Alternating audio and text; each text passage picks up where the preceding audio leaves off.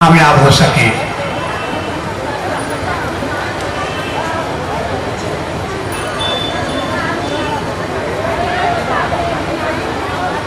पटमदा के इस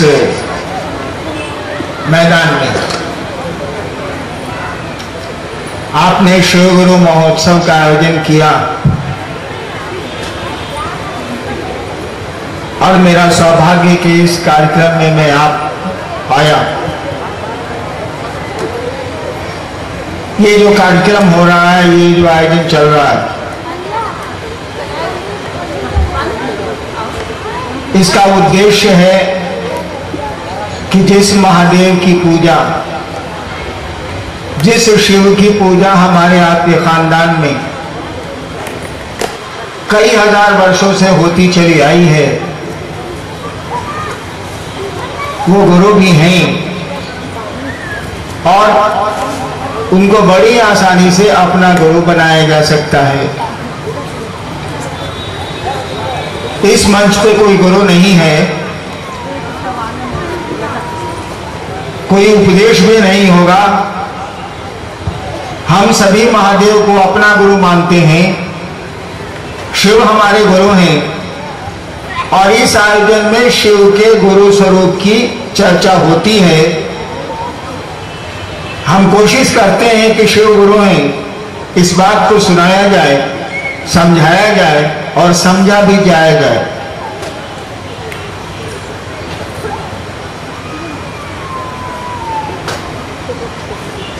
आपको शिव को गुरु मानने के लिए 3 सूत्र कहे जाते हैं। लोग कहते हैं कि शिव को गुरु मान के 3 काम करने हैं, 3 सूत्र हैं। पहला सूत्र है दया मांगना, दूसरा सूत्र है अपने गुरु की दूसरों से चर्चा करना और तीसरा है अपने गुरु शिव को प्रणाम करना। लेकिन जरा सोचिए आप कि जिस दिन पहली बार मैंने शिव को गुरु माना था, उस दिन कौन सा सूत्र था मेरे पास? मुझको तो कुछ भी पता नहीं था। यह भी नहीं पता था कि शिव गुरु है, मैं नहीं जानता था। मुझको मालूम ही नहीं था कि शिव गुरु है। यह बात लोगों को पता थी लेकिन मुझको पता नहीं थी। अभी प्रोफेसर साहब थोड़ी देर पहले बोल रहे थे कि 1974 में श्मशान में मैं बैठा था रात के 2 बजे। बिहार का एक शहर है आरा, वहीं पर श्मशान है, गांधी श्मशान, वहीं बैठा था। उन दिनों में पटना विश्वविद्यालय में कानून का विद्यार्थी था और मेरे मन में ख्याल आया। मैं कहानी नहीं सुना रहा, मैं ये बता रहा हूं कि मैंने कैसे शिव को गुरु माना। आप भी उस तरह से बड़ी आसानी से मान सकते हैं। तो मेरे मन में ख्याल आया कि गुरु भगवान होता है तो भगवान गुरु का ही नहीं है। मेरे मन में ख्याल आया, श्मशान में तो आदमी अकेला बैठता है और कोई साथी तो साथ में होता नहीं। मेरे मन में ख्याल आया कि गुरु भगवान होता है तो ये भगवान गुरु क्यों नहीं? क्योंकि बचपन में पढ़ा था संस्कृत में, गुरु ब्रह्मा गुरु विष्णु गुरुदेव महेश्वर, गुरु साक्षात परब्रह्म तस्मै श्री गुरुवे नमः। ये दिमाग में बात थी कि गुरु तो भगवान होते हैं, तो भगवान गुरु क्यों नहीं? और मैंने सुना था, जानता कुछ नहीं था, मैंने सुना था कि शिव को भगवान कहते हैं। मैंने सुना था कि भारत के आध्यात्म में शिव को ईश्वर कहा गया है, ईश्वर को शिव कहा गया है, महेश्वर तक शिव को कहा गया। सुना था मैंने, मैं जानता कुछ नहीं था। शिव को भगवान समझ के मैंने गुरु बना लिया। मैं नहीं जानता था कि वो गुरु हैं। मैंने भगवान समझ के उनको गुरु बना लिया, अपना गुरु बना लिया और फिर कुछ शर्तें बना ली। आदमी की आदत है कि जब वो चोट खाता है तो कुछ नियम बना लेता है। मैंने भी कुछ नियम बना लिए। मैंने भी कहा कि आसमान से उतरिएगा, जैसा फोटो में आप दिखते हैं मैं आपको गुरु नहीं मानूंगा। इसीलिए कि मैंने श्मशान में बहुत दिनों तक श्मशान में रहा हूं। मैं बहुत दिनों तक मैं प्रेत को देखता था शिव के रूप में। बाद में वो प्रेत निकले। तो मैंने कहा कि आप आसमान से महादेव जैसा फोटो में दिखता है वैसा आइएगा तो हम आपको गुरु नहीं बनाएंगे। दूसरा नियम, दूसरी शर्त मैंने बना ली कि आदमी के रूप में आइएगा, कहिएगा हम ही महादेव है, तब भी आपको अपना गुरु नहीं बनाऊंगा। और तीसरा नियम मैंने बनाया कि अभी तक जितना हम पूजा पाठ किए हैं अब आज के बाद नहीं करेंगे, ताकि जब आपको गुरु बनाए तो बताइएगा तो करेंगे, नहीं बताइएगा नहीं करेंगे। पहले का कुछ नहीं करेंगे। मुझको भी मालूम था कि शिव शरीर में नहीं है तो बोलेगा कैसे, बताएगा कैसे। मैं भी उस समय यही समझता था। और इस तरह से 8 साल बीत गए। मैंने अपनी पत्नी को छोड़ के किसी को नहीं कहा कि मैंने शिव को गुरु बनाया। शिव को गुरु बनाया था काहे के लिए, ये भी तो कारण होगा ना कुछ, काहे के लिए शिव को गुरु बनाया था हमने। मैंने शिव को गुरु बनाया था चमत्कार सीखने के लिए, जादू टोना सीखने के लिए, बहुत रद्दी काम के लिए मैंने शिव को गुरु बनाया था, जिस काम की कोई कीमत नहीं है ना दुनिया में ना आसमान में। लेकिन मेरा शौक था। 8 वर्षों में वह महादेव बोला तो कुछ नहीं, लेकिन जो मैं सीखना चाहता था मैं सीख गया, कोई सिखाने वाला दिख भी नहीं रहा था। 8 साल के बाद मुझको लगा कि ये तो गुरु है, ये तो सिखलाता है। और इसी बीच में मैं प्रशासनिक सेवा में था, मजिस्ट्रेट होके चला गया था मधेपुरा। वहां स्कूल में मैं पढ़ता था। सहरसा में मेरे फादर एसडीओ थे, तो मैं स्कूल में, जिला स्कूल में पढ़ता था बचपन में। तो स्मशान जाता था तो कुछ लोग स्मशान जाते जाते मेरे मित्र हो गए। जब वहीं मजिस्ट्रेट होके गया तो वो लोग मुझसे मिलने आए। मैंने कहा कि अभी तक आप लोग स्मशान जा रहे हैं क्या? उन लोगों ने कहा कि जी जाते हैं। हमने कहा कि शिव को गुरु बनाए। 1982 के नवंबर में पहली बार अपनी पत्नी को छोड़ के 8 साल के बाद मैंने दूसरे को कहा कि शिव को गुरु बनाए। उन लोगों ने कहा कि हमको मालूम है कि शिव गुरु। मैंने कहा कि आपको मालूम कैसे है कि शिव गुरु है? हम आज तक तो किसी को बात बोले नहीं है। तो उन लोगों ने कहा किताब में लिखा हुआ। वहां की बोली में बोले, बोलो मुझको आती नहीं है। हाकिम जाने छे महादेव गुरु छथिन। हमने पूछा कैसे जानते हैं आप? तो बोले किताब में लिखा हुआ है, सब लोग जानता है कि शिव गुरु है। कब मैंने जाना कि लोग जानते हैं कि शिव गुरु है? मैंने कहा उन लोगों से कि जब जानते थे तो माना क्यों नहीं भाई शिव को गुरु? मैं तो जानता ही नहीं था। मैंने तो भगवान समझ के शिव को गुरु बनाया था। शिव गुरु है मुझको तो पता ही नहीं था। आप जानते थे तो माना क्यों नहीं? अरे भैया कोई गुरु होगा तो कोई उसका शिष्य होगा कि नहीं होगा? बिना रोगी के डॉक्टर हो सकता है क्या? बिना विद्यार्थी के शिक्षक का पोस्ट होगा क्या? हो ही नहीं सकता। ठीक उसी तरह से बिना शिष्य के गुरु हो ही नहीं सकता। बिना विद्यार्थी के विद्यालय हो ही नहीं सकता है, बंद हो जाए। तो आप लोगों ने शिव को गुरु बनाया क्यों नहीं? और वहीं से ये सिलसिला शुरू हुआ। धीरे धीरे ये बात बढ़ती चली गई कि शिव गुरु हैं, आप उनको बड़ी आसानी से अपना गुरु बना सकती। बड़ी आसानी से मानी, मैंने तो केवल सोचा था, मुझको तो पता भी नहीं था कि शिव गुरु है। मैं नहीं जानता था। मैंने तो शिव को भगवान समझा और भगवान समझ के मैंने उनको गुरु मान लिया, क्योंकि मेरी बुद्धि में था कि गुरु भगवान होते हैं तो ये भगवान गुरु क्यों नहीं है। और सुना था कि शिव को भगवान कहते हैं, मैंने शिव को गुरु बना लिया था। और शिव को गुरु बनाने के बाद 8 वर्षों में मुझको लग गया कि बीच में बहुत सारे उथल पुथल हुए, उतार चढ़ाव आए, लेकिन 8 वर्षों के बाद मेरी समझ में ये बात आ गई कि वो गुरु है। वो बिना शरीर के, बिना बोले आपको हमको ज्ञान दे सकता है, देता है। वो कहा जाता है कि ईश्वर की वाणी है। बहुत सारे ग्रंथों के बारे में कहा गया है ये ईश्वर की वाणी है, यानी वह ईश्वर भी बोलता है, हमारे आपके माध्यम से बोल सकता है।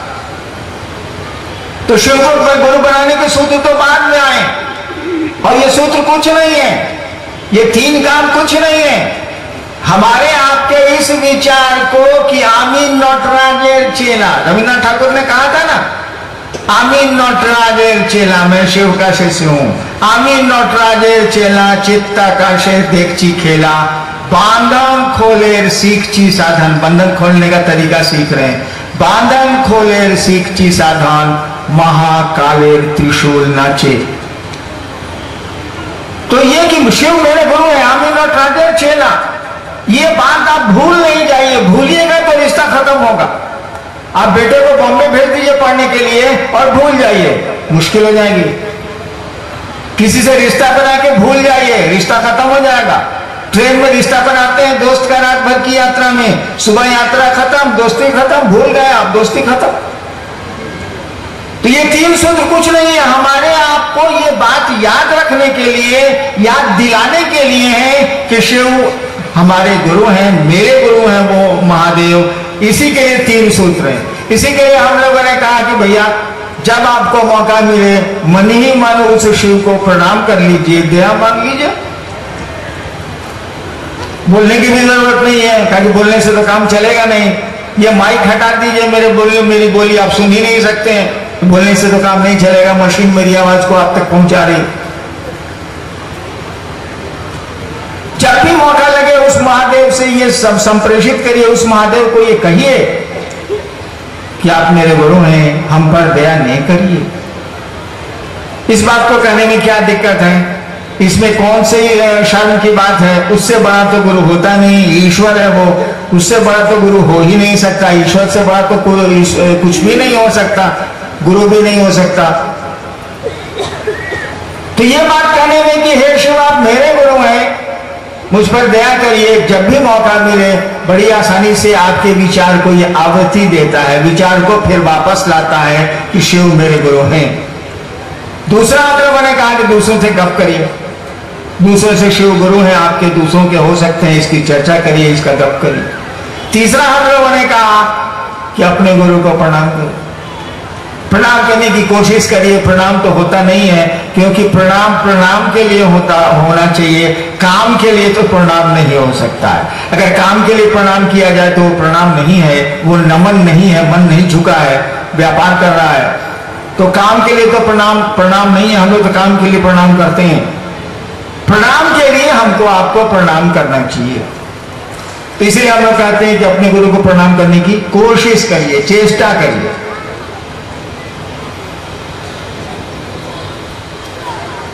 तो ये 3 सूत्र कुछ नहीं है। अगर आपके मन से ये बात नहीं जाए कि शिव मेरे गुरु हैं, अगर आप भूलिए नहीं कि शिव मेरे गुरु हैं, तो 3 सूत्रों की कोई जरूरत नहीं। ये 3 सूत्र तो मैंने निकाले थे लोगों के बीच 1990 में। 74 में मैंने शिव को गुरु माना, 74 90 में 74 घटा लीजिए, कितने साल हो गए। तब तक तो कोई सूत्र नहीं था, कुछ भी नहीं था, तब भी शिव गुरु थे कि नहीं। बस यही ख्याल कि शिव मेरे गुरु हैं, आमीन नटराजेर चेला, इसी ख्याल पर टिक गया। लेकिन इस ख्याल पर टिकना बहुत कठिन है। शिव मेरे गुरु हैं, इस विचार पर खड़ा रहना थोड़ा कठिन है, क्योंकि दया मांगने की बात आप भूलते हैं, चर्चा करने में दूसरे मदद कर देते हैं, अन्यथा आप चर्चा भी भूल जाइएगा। प्रणाम करना भी बिना जरूरत के प्रणाम करना हम लोग जानते नहीं है। जब मुसीबत आती है तो प्रणाम करते हैं, जरूरत पड़ती है तो प्रणाम करते हैं। तो शिव शिष्यता कोई ऐसी चीज नहीं है, और वो शिव तो जगत का गुरु है। जगत गुरु शब्द का ही अर्थ होता है जो संसार का गुरु हो। जगत गुरु का माने ही हो जाता है जो जगत का गुरु है, यानी इस जगत का कोई भी आदमी स्वतंत्र है उस शिव को अपना गुरु बनाने के लिए, क्योंकि वो जगत का गुरु है। वो समुद्र के मछुआरे हो या हम आप हो, सबको पूरा का पूरा अधिकार है कि उस शिव को जो जगत गुरु है अपना गुरु बना सकता है। किसी से पूछने की जरूरत नहीं है, किसी से परमिशन लेने की जरूरत नहीं है, किसी से अनुमति की जरूरत नहीं है। मैंने किससे परमिशन लिया था, मैंने किससे दीक्षा ली थी, कोई तो मेरा गुरु नहीं था। जब मैंने शिव को गुरु माना, मेरे मन में ख्याल आया कि गुरु भगवान होते हैं, भगवान शिव है, इसीलिए शिव मेरे गुरु है। और इसी पे बढ़ता चला गया। अंतर इतना नहीं है कि हम लोग कुछ सोचते हैं और उसको छोड़ देते हैं, भूल जाते हैं। और जब भी आप भूलेंगे इस धरती पर भी, तो रिश्ते सोएंगे, संबंध सोएगा। लेकिन मैं तो चोट खा के आया था, जाता तो कहां जाता, शिव को गुरु बना के चुपचाप रोता था कि साला यहां भी हम फंस गए। लेकिन मैंने कई बार कहा है कि अगर कोई आदमी शिव के लिए रो सकता है, अपने लिए तो हम लोग सब लोग रोते हैं, शिव के सामने रोए, दूसरों के सामने रोते हैं। लेकिन कोई आदमी शिव के लिए, शिव के सामने अगर रो सकता है, तो आसमान अपनी जगह छोड़ सकता है, धरती अपने कील पर हिल सकती है। लेकिन शिव के लिए कोई रोए तो, मैंने तो देखा कि शिव गुरु को पाने के लिए मैं समझता था कि सब बेकार है, सब फालतू है, महादेव भी गुरु नहीं है, सब फालतू है।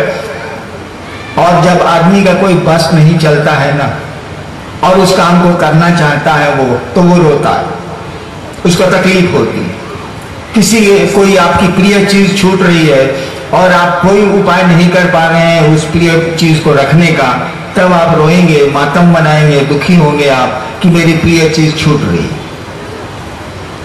तो मुझको चाहिए था जादू तो ना सीखना, अब महादेव भी कुछ नहीं सिखला रहे थे, तो मैं बैठ के रोता कि कहां फंस गया। लेकिन इसी बीच में फिर प्रशासन में आ गया, नौकरी में आ गया मैं, और जिस काम के लिए शिव को गुरु माना था वो काम हो गया। यानी जादू टोना सीख गया, सिखाने वाला भी नहीं था, बोलने वाला भी नहीं था। लेकिन क्या करिएगा, छोटे थे हम लोग इतने, अब कितने बड़े हो गए। कोई लम्बा पकड़ के हम लोग का लंबा थोड़ा ही किया है, कहाँ दिख रहा। हम लोग कितने छोटे थे, धीरे धीरे बूढ़े हो रहे हैं। तो कोई बूढ़ा करने वाला है न, लेकिन जो दिख नहीं रहा है, जो बोल भी नहीं रहा है। लेकिन हम लोगों में परिवर्तन ला रहा है कि नहीं, नन्हा सा बच्चा सियाना हो रहा है कि नहीं हो रहा है। कोई तो नहीं दिख रहा है, कोई तो नहीं बोल रहा। चलिए आते हैं, जिज्ञासाएं कुछ है उनकी ओर।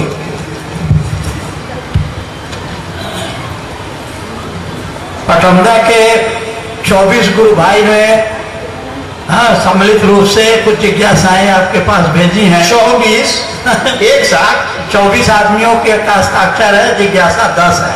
अच्छा, जैसे सरकार में होता है।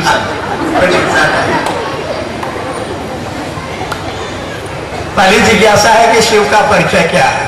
पहले सवाल को बता दीजिए। हम लोग स्कूल में परीक्षा देने जाते थे या कॉलेज में, तो ऊपरे में लिखा रहता था कि नहीं 5 प्रश्नों के उत्तर दीजिए, और आता था 13 को सवाल। तो पहले सवाल करने वाले ये बता दें कि कितना सवाल का उत्तर देना है, कि सभी देना है। कि हम लोग परीक्षा में सब उत्तर नहीं दिए, 5 को जो हल्का हल्का मिलता था जवाब दे दिए, और नंबरों ढेर आ गया, IPSO में आ गया, डिप्टी कलेक्टरों हो गया, उसी पर काम चल गया। अभी आप बताइए, आप पर निर्भर है, जिसका मन करे जवाब दीजिए। नहीं देना सकता है, हम तो जवाब सवाल कर लेते हैं। पढ़िए। शिव का परिचय क्या है? प्रश्नकर्ता अगर 24 है तो 24 पहले वो बता दें कि उनका परिचय क्या है। बहुत कठिन है अपना परिचय देना। कैसे दीजिएगा अपना परिचय, बताइए आप। हाँ, जरा शांत रहो भैया। कैसे दीजिएगा अपना परिचय, आप जरा बताइए। आप शरीर नहीं हैं, आप जो बोल रहे हैं वो भी नहीं है, क्योंकि आवाजें जिनकी बंद होती हैं वो भी होते हैं। आप जानते हैं कि बहुत लोग बोल नहीं पाते, बहुत लोग बीमारियों के चलते नहीं बोल पाते हैं, तब भी वो होते हैं, उनका रिश्ता होता है, वो जगत में जिंदा होते हैं। आप शरीर नहीं है, क्योंकि आज का चिकित्सा विज्ञान, आज का मेडिकल साइंस पूरे अंग प्रत्यंग को बदल दे रहा है, रूप रंग को बदल दे रहा है, सब कुछ बदल दे रहा है, लेकिन तब भी आप होते हैं। आप हैं कौन, इसकी जानकारी मुझको भी नहीं है, आपको भी नहीं है। जिस दिन ये मालूम हो जाएगा कि आप हैं कौन, कहां से आए हैं, काहे के लिए आए हैं, कब तक रहेंगे आप, ये परिचय न हुआ। भाई साहब, हम अपने मन से आए हैं, कहां से आए हैं, तो यहां से आए हैं, इतने दिन रहेंगे, फिर चले जाएंगे, हम आए हैं इस काम के लिए, हम लोगों को कुछ भी पता नहीं, आ गए हैं बस आ गए, कोई ले आया आ गए, कोई ले जाएगा चले जाएंगे। हम लोगों को अपना परिचय ही ठीक से नहीं मालूम। क्या पूछते हैं उस शिव का परिचय जो संसार का नियंता है, जो संसार को पैदा करता है, उसका परिचय कौन बताएगा? कोई नहीं बता सकता। पहले अपना परिचय जान लीजिए। कहा ही जाता है कि अपनी आत्मा को जान लो, वो परमात्मा मालूम हो जाएगा कि क्या है। इसीलिए चलिए पहले अपना परिचय हम लोग ढूंढें, और अपना परिचय पाने के लिए सही गुरु के पास जाना होगा। उस शिव से बड़ा कोई गुरु नहीं है। संसार के सारे लोग कहते हैं गॉड इज गुरु, वह शिव गुरु है। बेहतर होगा कि अपना परिचय जानने के लिए हम आप अपने गुरु के पास चलें। हम लोगों के पास अपना कोई परिचय नहीं है। वैसे कहिएगा तो मैं अपना लौकिक आई कार्ड आपको दिखला सकता हूँ, लेकिन वह मेरा परिचय नहीं है। हरिनारायण नहीं भी होगा तब भी होगा ये परिचय, कोई परिचय होगा। नेक्स्ट जी, इसी से जुड़ा हुआ है, लगता है कि उत्तर इसी में है, शिव का पता क्या है। एक बार एक आदमी से हमने पूछा था, पहले श्मशान घर में बहुत जाता था, तो आसमान से भी कुछ लोग आते जाते थे, जहां रहिएगा वहां दोस्ती हो जाएगी, फटमदा हमको 1 महीना रख दीजिए, ढेर लोग दोस्त हो जाए। तो श्मशान 15 साल में गया हूं बचपन से ही, तो बहुत लोग मेरे दोस्त हो गए, कुछ आसमान के कुछ धरती के। तो एक बार पूछा मैंने, मुझको लगा कि ये शिव का आदमी है, आसमान से उतरा। मैंने पूछा महादेव कहाँ रहते हैं? उसने कहा कैलाश पर। मैंने कहा कैलाश कहाँ है? तो उसने कहा जहां महादेव रहते हैं। और खोजे सारे कहां पर? हमने पूछा कि महादेव कहाँ रहते हैं? उसने कहा कैलाश पर। ठीक है भाई, शास्त्र तो बोलते ही हैं। हमने कहा कैलाश कहाँ है? ज्योग्राफी तो मुझको ही मालूम है। हमने पूछा कैलाश कहाँ है? तो कहा जहां महादेव रहते हैं। अब लीजिए, अब खोजिए महादेव कहाँ रहते हैं। जहां रहते हैं वही कैलाश है, कैलाश है तो वहां महादेव है। यानी कण कण में इसका क्या उत्तर दिया जाएगा? महादेव कहाँ रहते हैं? भैया आप ही महादेव हैं, कोई दिक्कत नहीं है हम लोगों को। है भी जीव तो शिव होता ही है, बिना शिव की इच्छा के जीव हो ही नहीं सकता, बिना शिव की ऊर्जा के जीव हो ही नहीं सकता। तो शिव का परिचय क्या है? आप ही परिचय है, और क्या होगा? संसार परिचय है। कहा जाता है शिव शक्तियों से जाना जाता है, उसकी शक्तियां ये जगत है, जगत के बाहर भी शक्तियां उसकी हैं, तो वो शक्तियों से जाना जाता है। शिव का पता तो ये जगत ही है, संसार ही है, आप ही है, सब कुछ। नेक्स्ट अगली जिज्ञासा है कि क्या जीव ही शिव है या अन्य कोई? वेद कहता है, यहाँ वेदों का उदाहरण है, शिव आत्मा विनिर्गतम, हयमात्मा ब्रह्म, योग आत्मात्मा, चतुष्पाद तत्व। ये शब्दों को केवल जहां तहां से उठा लिया गया है। देखिए भाई, संस्कृत बोलिएगा तो मैं पूरा गधा हूं, मुझको कुछ संस्कृत नहीं आती। अंग्रेजी बोलिएगा तो बोल सकता हूँ, हिंदी बोलिएगा तो बोल सकता हूँ, सीमान का रहने वाला हूँ, भोजपुरी बोलिएगा तो बहुत इत्मीनान से बोल सकता हूँ। बाकी संस्कृत और संस्कृत मैट्रिक में बड़ी मुश्किल से हम पास किए थे, वो हमको नहीं बुझाता। हिंदी बोलिए ना, हाँ ऊपर का हिंदी आप बोलिए, हम बता देंगे। पढ़िए सर। आत्मा ब्रह्म, यह आत्मा ही ब्रह्म है। वो तो आप अफसर इसलिए बोल दिया, आपको नहीं बुझाता। स्वयं आत्मा चतुष्पाद, यह आत्मा 4 पैरों वाला है, और तत्वमसि तुम वही हो। ये भाई फिलोसफी के हेड ऑफ डिपार्टमेंट रहे हैं, दर्शन शास्त्र के, इन्हीं से इसका जवाब ले लीजिए। हमको इतना बुझाता हो जाता नहीं है। हम महाबुड़बक हैं, महादेव को गुरु माने थे, हमको मिला, दुनिया को कहते हैं कि शिव को गुरु मानो। और किताबी ज्ञान से मेरा बाप कहता था कि तुम वकील बनो, बड़ी तेज है, तेज मैंने बदमाशी में, वकील बनो। तो बोलो तो हमने किया ही था। हमने कहा कि बाबूजी जिंदगी भर पढ़ेगा, पढ़ी काम हम ना करें, तो ये पढ़ने से हमको कोई मतलब नहीं है। भाई संस्कृत लिखने वाले को प्रणाम, संस्कृत को प्रणाम, सबको प्रणाम है। हिंदी बोलिए तो हम कुछ बोल सकते हैं। बाबा ये हमको फ्रेंच लगता है, संस्कृत और फ्रेंच में हमको कोनो अंतर नहीं। जी, तो हिंदी में एक अच्छी जिज्ञासा है। कोई कहते हैं कृष्ण ही सब कुछ है। रामकृष्ण के अनुसार एक ज्ञान ज्ञान, अनेक ज्ञान अज्ञान। बिल्कुल सही बात है। एक ज्ञान क्या, अनेक ज्ञान में जाइएगा तो एक ज्ञान तो कुछ ना कुछ छूट ही जाएगा। और क्या बोले, राम और कृष्ण? हाँ, राम और कृष्ण नहीं, रामकृष्ण परमहंस। हाँ, रामकृष्ण परमहंस तो गुरु है ना। हाँ, आप कहते हैं शिव जगत का गुरु है। हाँ, कहिए रहे हैं, इसमें सवाल कहाँ पर? इसमें सवाल का सीधी तरह दिख रहा है। हाँ, चलिए आगे बढ़िए। हाँ, शिव कब तांडव करता है? ला ला शिव कब तांडव करता है? महादेव से पूछे, हम तो चेला, हम कैसे बताओ? और तांडव करेगा तो फिर इस सवाल का जवाब आप लेने वाले रहिएगा। तांडव करेगा तो फिर इस सवाल का जवाब आप लेने वाले रहिएगा। मत मनाइए कि शिव तांडव करें, बल्कि इस बतवे को भुला जाइए कि शिव तांडव भी करते हैं। आज आप तांडव करने की मुद्रा में आवे और आपको मोबाइल पर फोन आवे, तुरंत कहिए कि साहब, कहिए उनको तांडव नहीं करें, हम लोगों को चैन से रहने तो दें। शिव कब तांडव करते हैं ये तो मेरा बाप भी मरा हुआ नहीं बता सकता, मैं कैसे बताऊं जी। कब नीलकंठ कहलाते हैं? नीलकंठ तो उनको नाम दिया गया है, ये पौराणिक कथाओं में आपको मिल जाएगा। वो कालकूट समुद्र मंथन के बाद कालकूट विष निकला और उन्होंने विषपान किया, कंठ कहा जाता है कि कंठ नीला हो गया, उनको कहा गया कि ये नीलकंठ। ये पौराणिक कथा है, मैं जानता हूं उनका कुछ नहीं हो, पढ़ के बोले था नहीं, सही बात मानो ना तो उठा के फेंको। हम पढ़ल बात कहते नहीं, अब किताब सही बाकी भरत हम का जानी बाबू।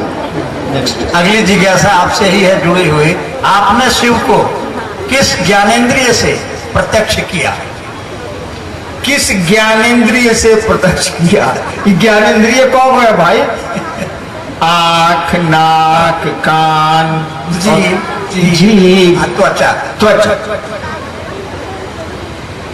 मैंने किसी ज्ञानेंद्रिय से प्रत्यक्ष नहीं किया। देखिए, जितनी भी आपकी ज्ञानेंद्रियां हैं ये, और जितनी भी वृत्तियां हैं मनुष्य के शरीर में, उसका माइंड होता है ना, वो मोनार्क होता है। कहा ही जाता है mind is monarch of 50 glands. Mind जो मन जो आपका है ना, वो 50 वृत्तियों पर चलता है। ये जो ज्ञानेंद्रियां हैं, उसके ऑक्टोपस के जो पांव होते हैं ना, ठीक उसी तरह से यह ज्ञानेंद्रियां ऑक्टोपस के पांव की तरह मन के तंतु हैं, मन के साधन हैं, जिनसे मन काम करता है, वृत्तियों पर मन काम करता है। माइंड उसका मोनार्क है, राजा है। मैंने कोई ज्ञानेंद्रिय से अनुभूत नहीं किया। मेरे मन में एक ख्याल आया कि काहे ख्याल आए, छोड़ दिए, तब लंबी कहानी हो जाएगी। कोई आदमी क्यों सोच रहा है, क्यों ऐसा कर रहा है, इसके पीछे घटनाएं होती हैं। बिल्ली ने पंजा मारा आदमी को, इसका मानी है कि बिल्ली का स्वभाव है कि वो आदमी को देख के भाग जाती है। आखिर बिल्ली ने पंजा क्यों मारा? बिल्ली तो आपको देख के भागती है, तो आपसे लड़ेगी नहीं। तो फिर बिल्ली ने पंजा क्यों मारा? इसका मानी है कि कहीं उसको आपने एक कोने में कर दिया है, उसको आपने एक ऐसा कर दिया है कि वो भाग नहीं सकती है, तो पंजा चलाया उसने। तो मैंने भी क्यों ऐसा सोचा, ये तो लंबी कहानी, इसको छोड़ी। लेकिन मेरे मन में ख्याल आया, इतना बता दूं बहुत दुख में ख्याल आया था, इतना बता दूं बहुत कष्ट में ख्याल आया था, इतना बता दूं कि बहुत परेशानी में ये ख्याल आया था। मैंने कहा ना कि मैं श्मशान में बैठा था और 15 साल से श्मशान जा रहा था, बचपन से ही जा रहा था। बाप माई सब हम पर बिगड़ा रहता था, ये पढ़ता लिखता नहीं, ये कौन धंधा करता है लड़का। और कुछ मुझको हासिल नहीं हुआ। मुझको लगा कि मैं फंसता जा रहा हूँ, उलझता जा रहा हूँ। पढ़ाई लिखाई भी गई, घर द्वार से भी छूटा, और ये भी कौन धंधा हम कर। मेरा शौक था, बस उसी शौक में मैं फंसता चला गया। इन्हीं चीजों में एक बार मुझको ख्याल आया, रात के 2 बजे आरा के गांधी श्मशान में ख्याल आया बस, कि गुरु भगवान होता है तो भगवान गुरु काहे नहीं है। और मेरे पिताजी मेरी माँ को कहा करते थे, मैट्रिक के टॉपर थे बिहार के, वो कहा करते थे कि मलकिनी महादेव के भगवान नु कहल जाला। तो हम सुनते थे कि शिव को ईश्वर कहा जाता है, भगवान कहा जाता है। यही मेरे दिमाग में था कि गुरु भगवान होता है, भगवान शिव को कहते हैं, इसलिए मैंने शिव को गुरु मान लिया था।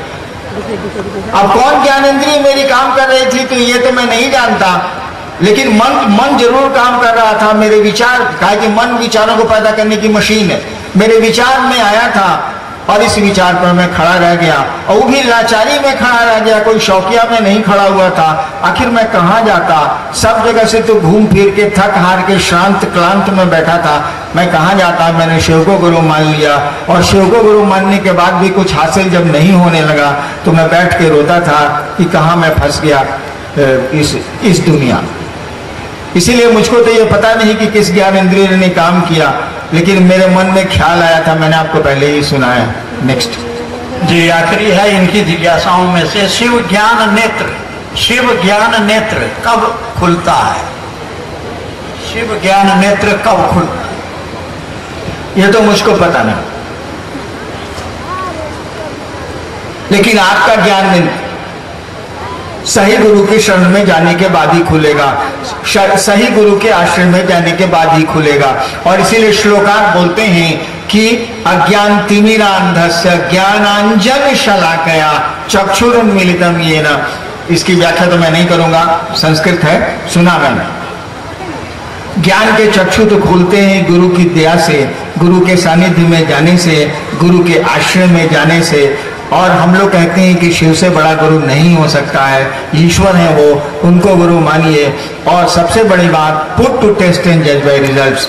जांच लीजिए भाई साहब क्या होता है। मैंने जांचा है, परीक्षा की है और मुझको परिणाम नजर आए हैं। और इन्हीं बातों को कहते कहते आज इतने करोड़ शिव शिष्य हो गए।